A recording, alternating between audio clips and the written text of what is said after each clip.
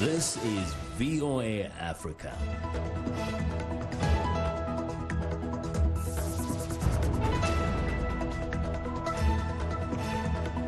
Good evening, I'm Esther Githuyu. It's Tuesday, November 5th. This is Africa 54. A new report sounds the alarm on decreasing internet freedom. An African-made mobile phone launches in Rwanda. And Nigeria non-profits take cancer awareness to the streets.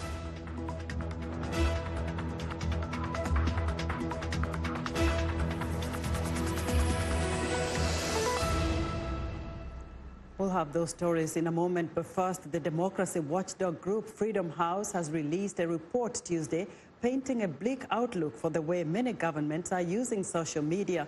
The Freedom House report says governments spy on us, while others seek to manipulate elections. VOA's Arash Arbasadi spoke with one of the authors of the report and has our story. According to a new report by the Washington-based nonprofit Freedom House, social media liberties are trending down. Our two main themes this year were looking at how governments are using social media to undermine their own elections and also monitor their citizens. Freedom House analyst Ali Funk co-authored Freedom on the Net 2019. The report says 40 of 65 countries with internet freedom have advanced social media surveillance programs. We found that domestic actors, whether that be government or politicians that are seeking to be elected, actually use the internet to undermine a fair and free election in their country. And the most common tactic that they used was the spread of political propaganda and disinformation. The most often used tool was the spread of disinformation, mostly by far-right politicians. Funk says the power of social media emerged in the Arab Spring. I don't know if everybody realized how quickly this was going to be turned, how governments were going to use this against us. Governments have figured out, like, oh, wait, we can actually use the internet against our own citizens. Government attempts to curb internet freedoms can backfire, as was the case in Moscow this summer after the Kremlin stymied opposition political candidates. Anti-government protesters used social media to organize. The protesters there were acutely aware that the government was probably watching or surveilling, so they started using code words for different protest movements, and they started to organize on these platforms as well to get administrative aid to somebody who was maybe arrested, or to get food or other water to protesters. This is the 10th time a Freedom of the Net study has been published since 2009. The reports find that internet freedoms dropped annually for each of those years. Arash Arbasadi, VOA News, Washington. In Uganda, several journalists were arrested as they marched to the police headquarters in Kampala to deliver a petition to stop police brutality. Police spokesman Patrick Onyango said the journalists had been released but refused to explain why they had been arrested. The members of the Uganda Journalists Association denounced police for continuously harassing their coverage over riots and demonstrations.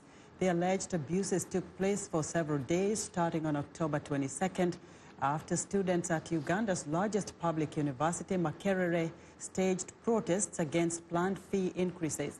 The government of President Yoweri Museveni has, over the years, been accused of rights groups of rampant rights violations, including violent crackdowns on opposition activists and intimidation of journalists. Let's turn to combat now, but a different kind. In Kayole, Islam in Kenya's capital, Nairobi, young boys and girls converge at a social hall at least twice a week to work on their martial arts skills.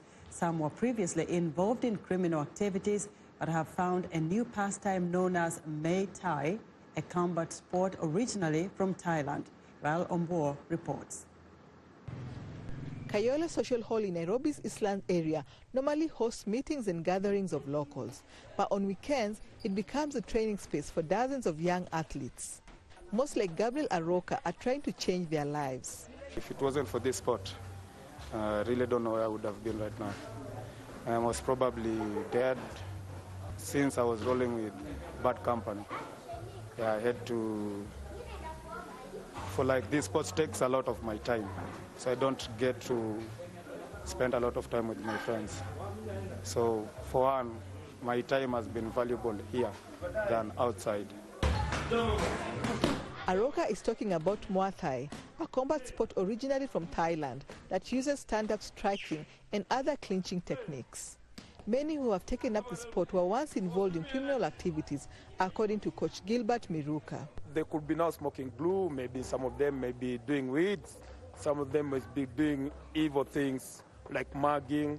There's mugging, snatching, yeah.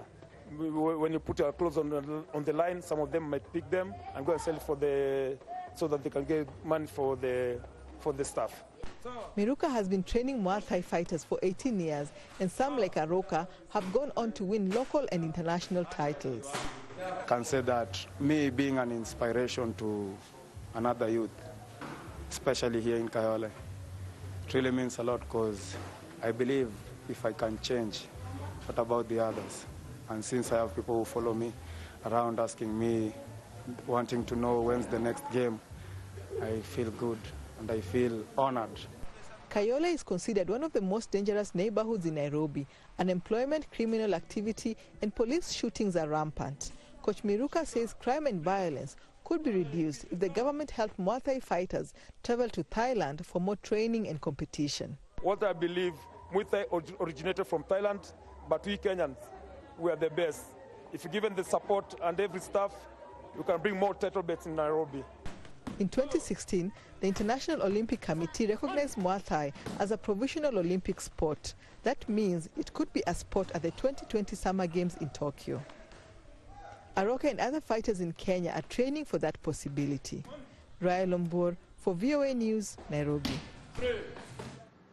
Libya is almost entirely dependent on oil revenues, and the National Oil Corporation has struggled to keep crude production stable. But the recent reopening of a plastics factory in the oil port of Ras Lanuf has provided a rare boost to an economy ravaged by war and political divisions. The polyethylene factory in Ras Lanuf, a subsidiary of the National Oil Company, was shut down for more than 8 years because of poor security. There were unsuccessful attempts to reopen the plastics plant in between 2016 and 2017, and it finally reopened in October with an initial production capacity of 80,000 tons a year. That is set to increase to 160,000 tons, giving an economic ray of hope to the North African country. Dubai-based Mara Group launched in October what it calls Africa's first smartphone manufacturer in the Rwandan capital, Kigali. Mara Phone says its device is the first high-specification affordable smartphone made in Africa to compete in a market dominated by South Korean and Chinese brands. As Rudy Elmendorp reports from Kigali, customers are starting to notice the African phone brand. This mobile phone store in Kigali doesn't carry any of the common brands from China or South Korea. In fact, it doesn't carry any foreign brands, because Mara Phone is the first smartphone to be made in Rwanda and the whole of Africa. The Dubai-based Mara Group in October opened their first Mara Phone factory in Kigali. Here we are manufacturing the complete smartphone, which includes the motherboard, subboard, the assembly of the complete parts. So all together we bring together the 1,000 parts of the mobile phones together to convert it into a smartphone. The Mara Phone is marketed as the first high-specification, affordable smartphone made in Africa. And the African branding seems to be working. As an African, I feel proud to know, see, and experience this, particularly because it sort of shows what is possible within Africa, and it's beautiful. So far, Mara Phone has produced 30,000 smartphones in Rwanda, a country picked because of its more business-friendly rules and tax incentives. Rwanda says hosting the first made-in-Africa smartphone is another step toward becoming a regional technology and innovation hub. But the company is entering a market dominated by Chinese and South Korean brands and is struggling against poor infrastructure. The biggest challenge we have at the moment is obviously getting the raw materials. Supply chain is pretty slow sometimes. This is something that we can't control because it depends on cargo airlines here and there. So that is an external factor that we can't control. But the phone manufacturer is confident there is room in the market for the first made-in-Africa smartphone. Marafone plans to extend its production capacity to roll out across the African continent and eventually the world. Ruud Almendorp for VOA News, Kigali. An Islamist insurgency has crossed into Burkina Faso this year from neighboring Mali, igniting ethnic and religious tensions, especially in northern regions. Thousands of people have been displaced by the armed conflict, including many children. A radio program is helping children continue with their education by allowing students to play back recorded lessons over the radio at home. David Doyle reports.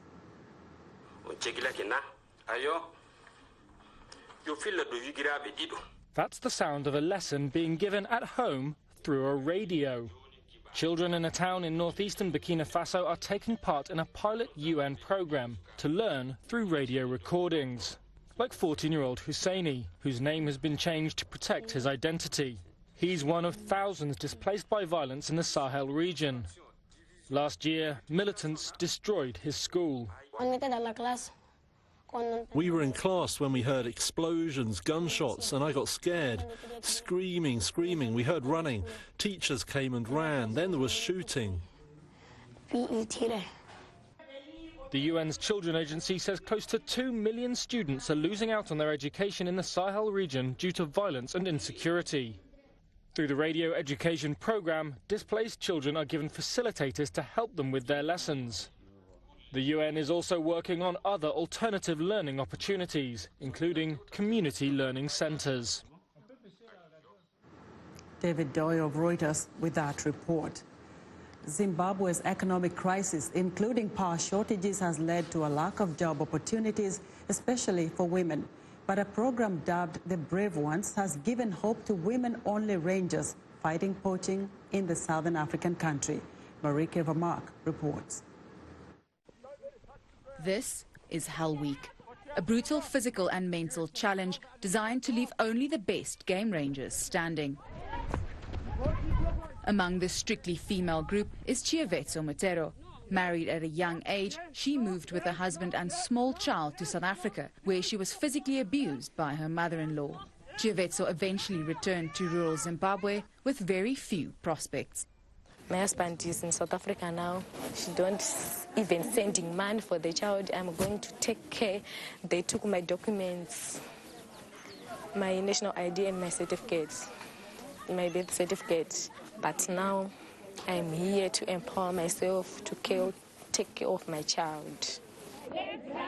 The 22-year-old is one of 160 women picked from an initial 500 to take part in the Ranger selections. Ultimately, only around 80 will make it into the ranks of the Wildlife Rangers, known as the Akashinga or the Brave One. Started in 2017, the program aims to turn disadvantaged, abused and orphaned young women from local communities into wildlife advocates. Despite breaking her finger, Chiavetso kept going. I'm happy. That's why I'm not crying. I'm trying to be Akashinga kid. In the end, Chiavetso made the cut to become an Akashinga Ranger. The initiative in northern Zimbabwe is run by the International Anti-Poaching Foundation, created in 2009 by Australian sniper Damien Mander. It's a dangerous job. After spending time in the Special Forces and working in private security in Iraq, he found renewed purpose in conservation. What we've found with this program is the women's ability to naturally de-escalate tension and work with the communities that they come from.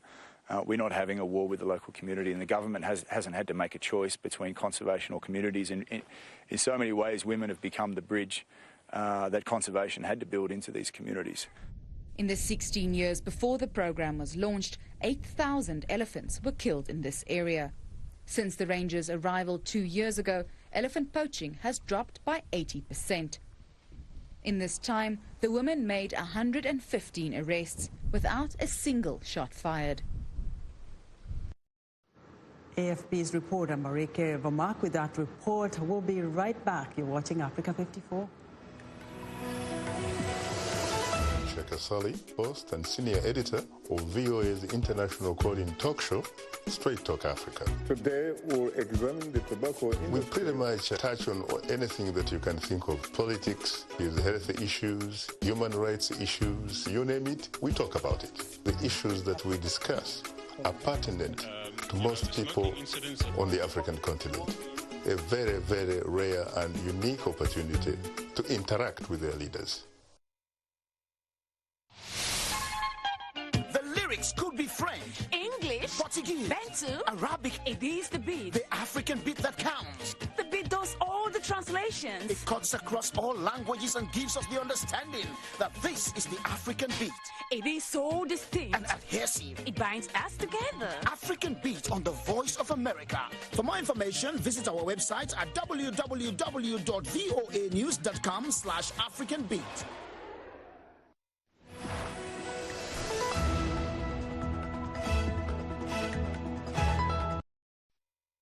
I'm Clara Frank, and here's what's trending. Apple TV Plus is open for business. Its signal went live Friday in over 100 countries, with Hollywood heavy hitters Jennifer Aniston and Reese Witherspoon sharing the spotlight in the morning show, one of a handful of Apple TV's original programming. Unlike Netflix, Disney Plus, and the newly announced HBO Max from AT&T's Time Warner, Apple lacks the access to the back catalog of hundreds of TV shows and movies, and will have to rely solely on its originals. Next up, Alphabet Inc.-owned Google will buy wearable device maker Fitbit Inc. for $2.1 billion, as the search giant looks to enter the fast-growing market for fitness trackers and smartwatches. Fitbit shares have gained more than 40% since Reuters reported on Monday that Google had made an offer for the maker of the popular colorful fitness trackers. While Google has joined other major technology companies such as Apple and Samsung Electronics in developing smartphones, it has yet to develop any wearable offerings. And finally, the U.S. government has launched a national security review of TikTok owner Beijing ByteDance technology company's $1 billion acquisition of U.S. social media app Musical.ly. Lawmakers are concerned the Chinese company may be censoring politically sensitive content and raising questions about how it stores personal data.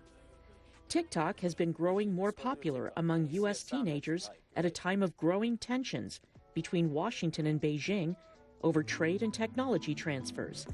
And that's what's trending today. The United States announced Monday that it has notified the United Nations that it will begin its withdrawal from the 2015 Paris Climate Agreement to lower greenhouse gas emissions. The formal notification comes 2 years after President Donald Trump announced that he was pulling the U.S. from the landmark accord. A State Department spokesman told VOA the president made his decision because the Paris Agreement unfairly burdens American businesses, workers, and taxpayers while giving a free pass to other countries.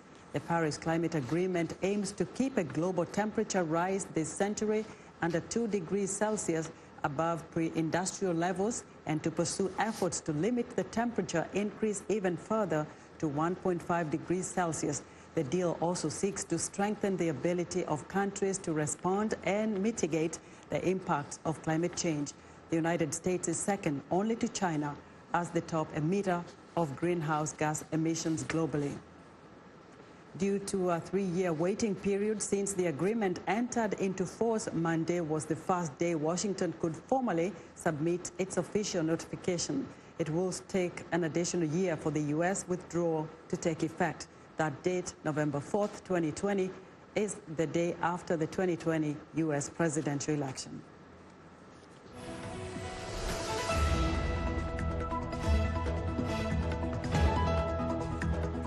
It's time now for our health segment, and joining us now is A54 Health correspondent Lino Mudu with the latest on a vaccine for Ebola in DRC. That's right, Esther. Health authorities in the Democratic Republic of Congo are introducing this week a vaccine against Ebola in the country's eastern provinces, the current outbreak.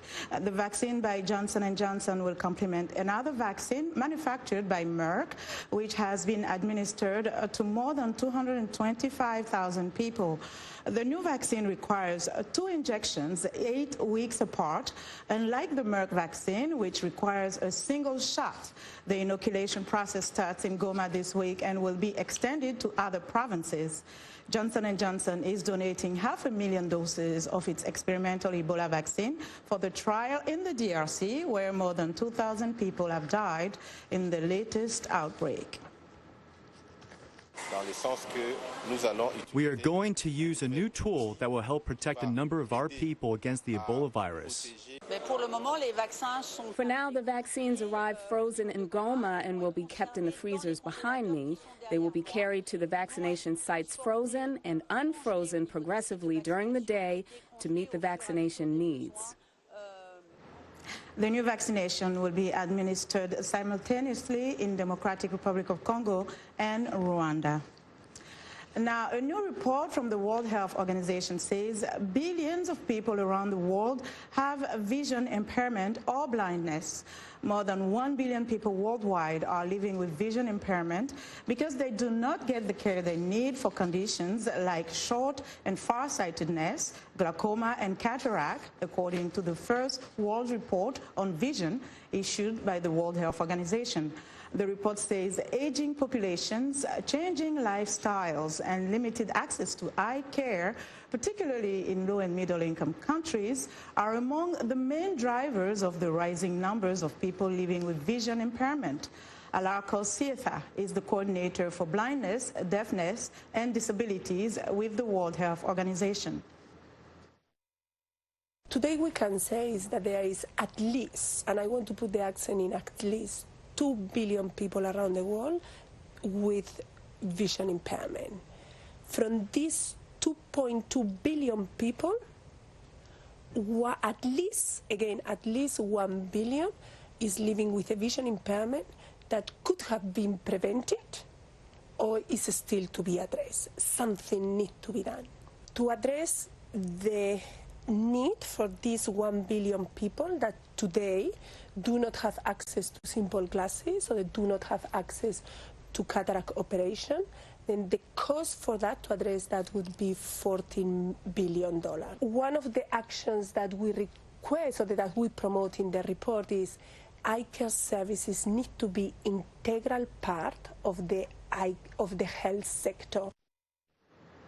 The report says a stronger integration of eye care is needed within national health services, including at primary health care level, to ensure that the eye care needs of more people are addressed, including through prevention, early detection, treatment, and rehabilitation.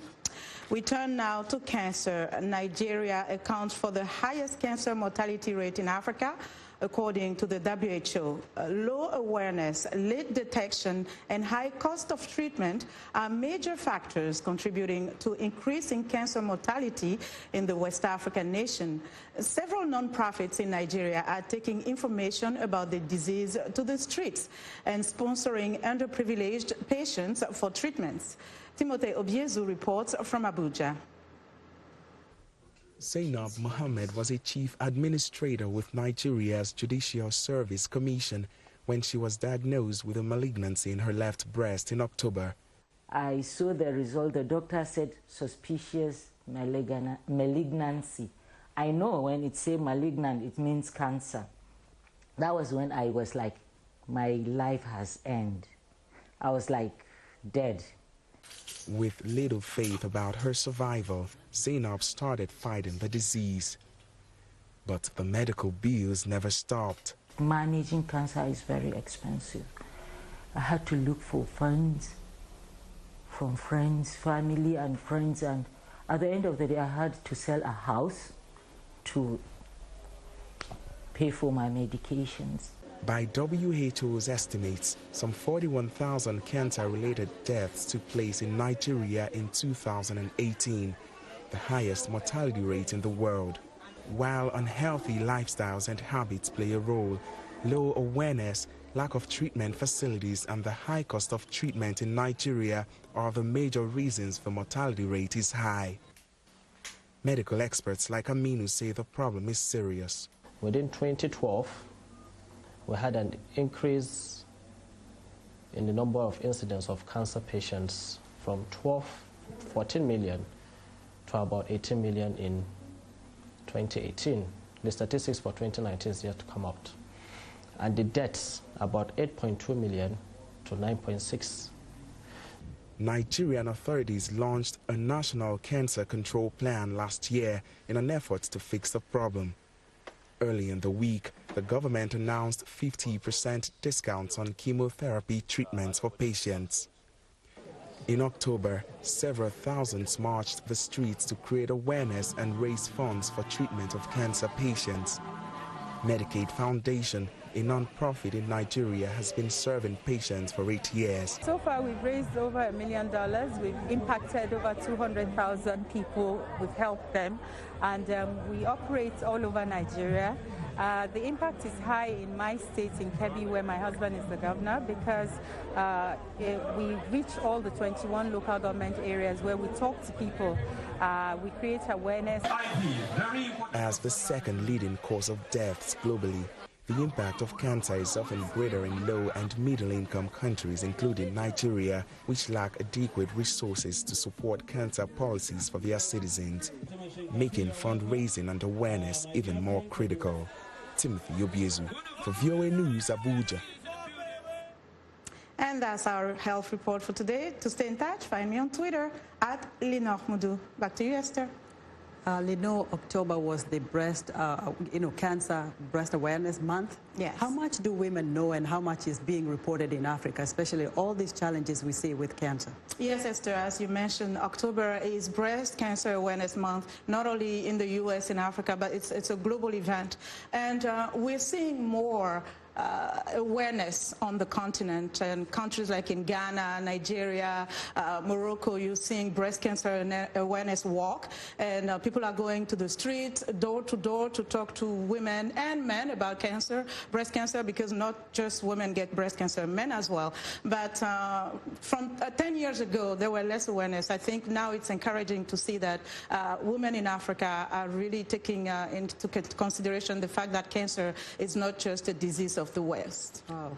Thank you very much, Linor, and good to have you back. We need to hear more from you. Thank you, Esther. You're welcome. All right, be sure to watch Linor Mudu's health reports every Tuesday right here on Africa 54. And that's our show for today. Be sure to watch Africa 54 on our website at voaafrica.com. From all of us here in Washington, have a good evening.